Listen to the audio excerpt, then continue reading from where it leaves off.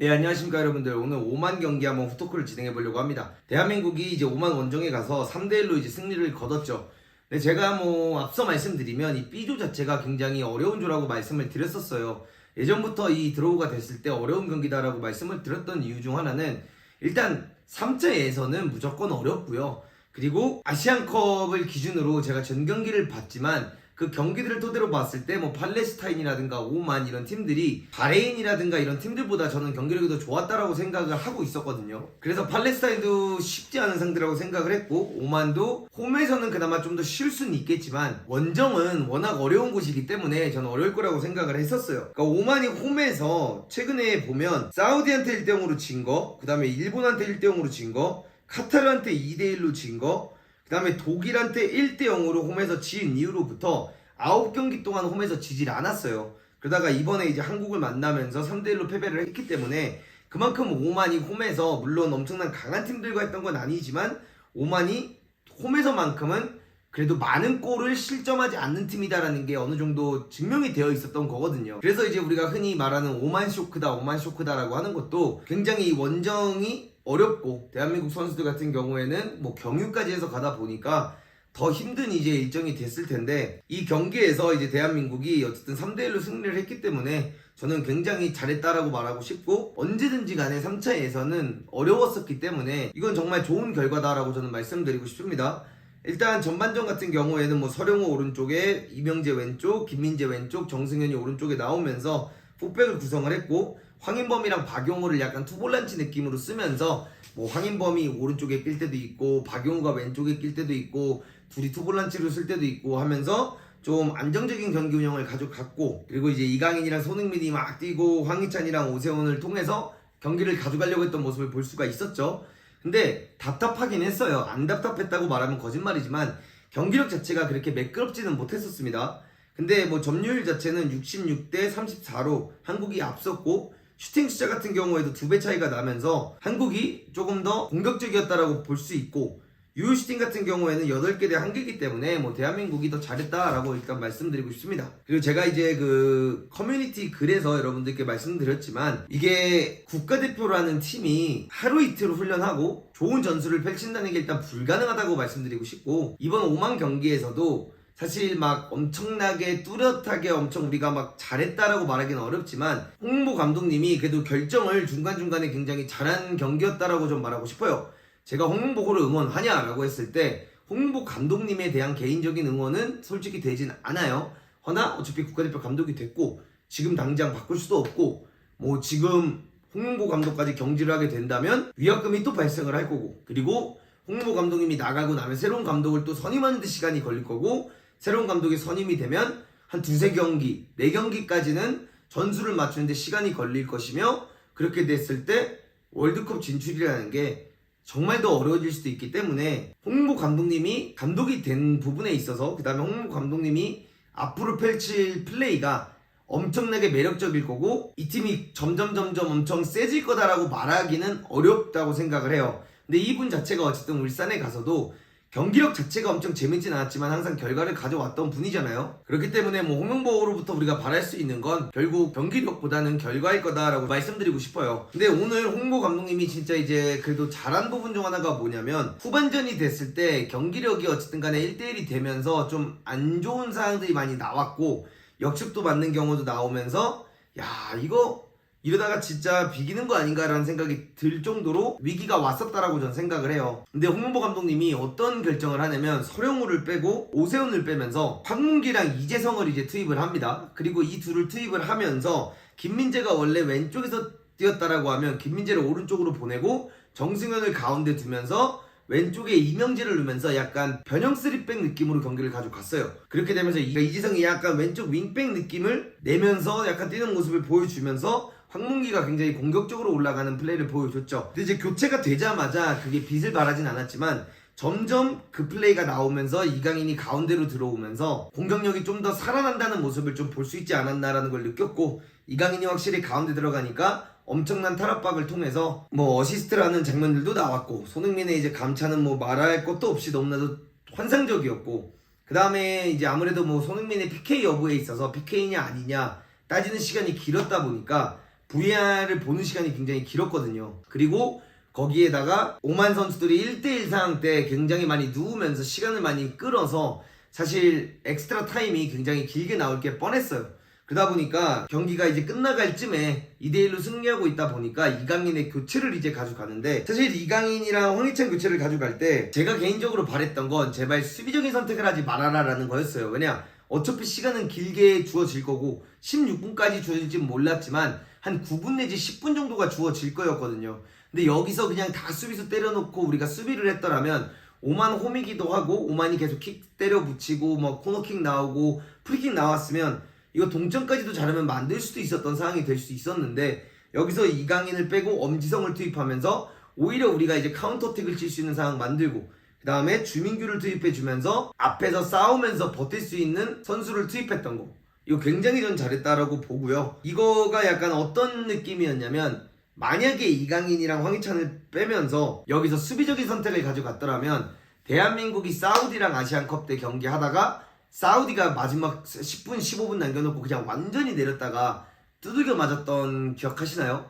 그리고 호주도 약간 우리나라한테 완전히 내렸다가 결국 마지막에 두들겨 맞으면서 역전을 당했던 이제 그런 모습들이거든요. 근데 이제 이거를 어쨌든 홍명보 감독님이 뭐 3백으로 바꾼 것도 잘했고, 결국 이강인을 중앙에 두면서 변화를 줬던 것도 좋았고, 홍명보 감독님이 결국 교체랑 변화를 잘 줬다, 전 이렇게 이제 말을 하고 싶습니다. 그래서 뭐 이 경기력 자체가 만족스러웠냐라고 하면 사실 벤투가 떠난 이후로 경기력이 만족스러웠던 적이 없고 기대됐던 적이 많이 없어요. 왜냐, 이제 감독이 클린스만이었고 그 다음에 임시 감독들이 계속 왔었고 그 다음에 홍명보 감독이 왔기 때문에 사실 우리가 이제 기대를 할 만한 상황이 많이 오진 않았었죠. 근데 어쨌든 이번 경기에서 승리를 가져갔고, 그 다음에 지난 경기 때도 이강인 선수도 그렇고 뭐 잔디 탓을 할 수는 없다라고 했지만 오늘 경기가 끝나고 손흥민 선수도 원정이 더 잔디가 좋다, 홈에서도 이제 이런 잔디에서 뛰고 싶다라고 얘기를 할 정도로 호소를 약간 했는데, 돌이켜보면 이제 팔레스타인전 때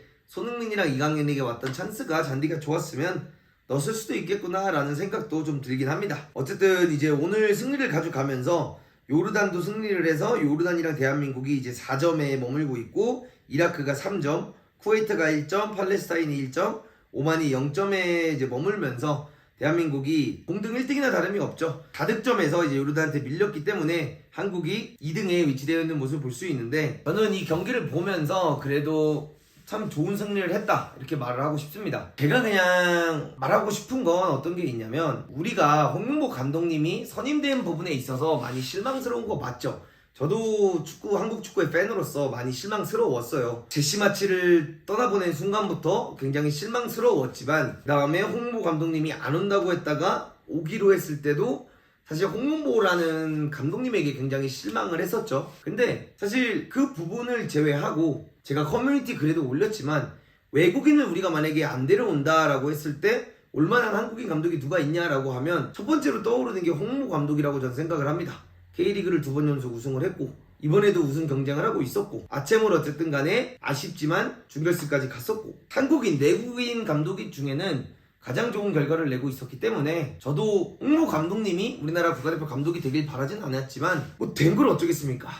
이거는 사실 협회가 너무 일을 못하고 있는 거고 전적으로 협회가 아쉬울 뿐이죠. 팔레스타인전 경기도 그렇고 오만 경기도 그렇고 좀 아쉬웠던 건 좀 맞다라고 생각을 해요. 근데 팔레스타인전에 약간 교체라든가 이런 걸 보면 굉장히 안정적인 교체를 가져갔다라고 하면, 이번 오만전에는 홍보 감독님이 좀 더 화끈한 교체를 했다라고 저는 생각이 들고 굉장히 교체를 잘했다 이렇게 말씀드리고 싶습니다. 그래서 뭐 깔 거는 까고 비판할 건 비판해야 되지만 좋은 결과를 얻은 거에 있어서는 좋은 결과를 얻었다라고 얘기를 해야 되지 않을까, 저는 이렇게 생각을 하고요. 홍명보라는 감독님이 응원이 되진 않지만 뭐 한국이 월드컵을 나갔으면 좋겠고 한국이 잘하길 바라는 마음에서는 응원을 할 수밖에 없다라고 생각을 해요. 그리고 저는 약간 이런 것 같아요. 만약에 이제 축구협회가 홍명보 감독님을 선임을 했고 이것 때문에 만약에 우리가 월드컵 진출을 못하는 상황까지 온다 라고 하면 저는 그 못하는 상황도 우리나라에게 필요한 상황이다라고 생각을 합니다.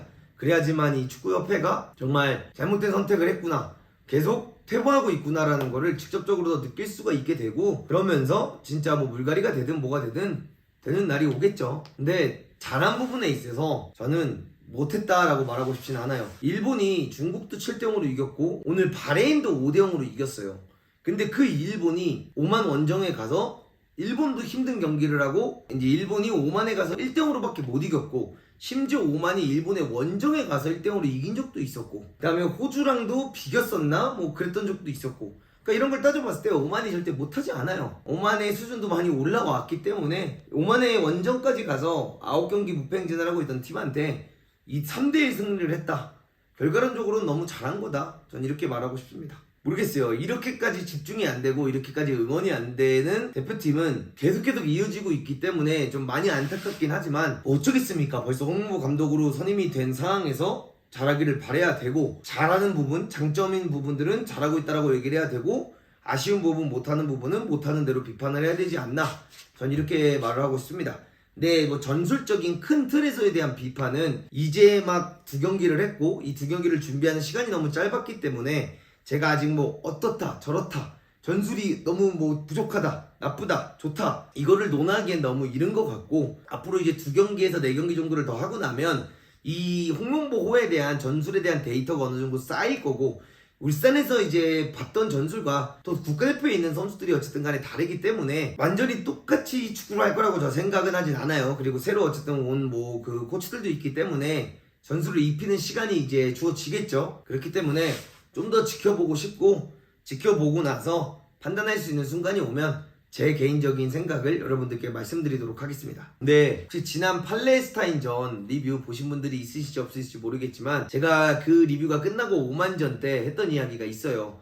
오만을 상대로 우리가 이기려면 3백으로 가고 그 다음에 뭐 윙백들은 제가 정말 공격적인 선수들을 넣었지만 오늘 뭐 황민기도 공격적으로 했고 이재성도 아까 윙백 느낌을 내면서 공격적으로 가져갔잖아요.